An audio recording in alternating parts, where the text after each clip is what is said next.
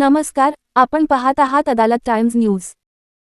गांधी तीर्थ निसर्गाच्या सानिध्यात महात्मा गांधींच्या जीवनावरील जगातील पहिले मल्टीमीडिया म्युझियम आजच भेट द्या। गांधी तीर्थ, जैन हिल्स, जळगाव। अधिक माहितीसाठी www.gandhifoundation.net वर विजिट करा।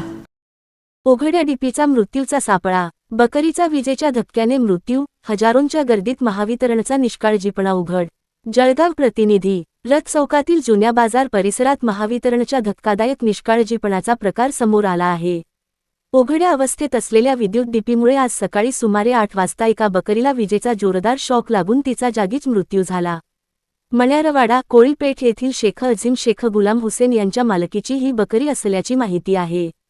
ज्या ठिकाणी हा प्रकार घडला तो परिसर काही निर्जन नाही। रथ चौकातील जुना बाजार येथे दररोज मोठी वर्दळ असते, तर शनिवारी आठवडे बाजार भरतो।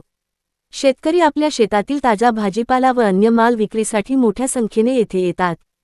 त्याचबरोबर ताजा भाजीपाला खरेदी करण्यासाठी हजारो नागरिक बाजारात दाखल होतात। अशा गजबजलेल्या बाजारपेठेत विद्युत डीपी उघडी ठेवून महावितरण नेमके कोणत्या दुर्घटनेची वाट पाहत आहे?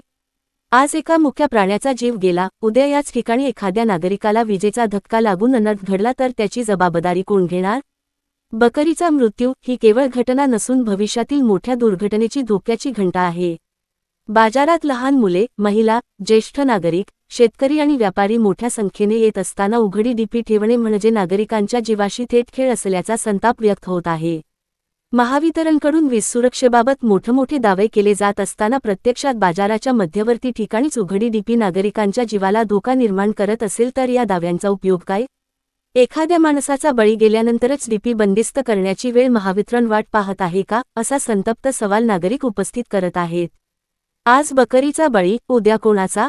या घटनेची तातडीने दखल घेऊन संबंधित विद्युत डीपीची पाहणी करावी, ती सुरक्षित करावी आणि बाजार परिसरातील सर्व धोकादायक विद्युत यंत्रणांची तपासणी करावी, अशी मागणी होत आहे।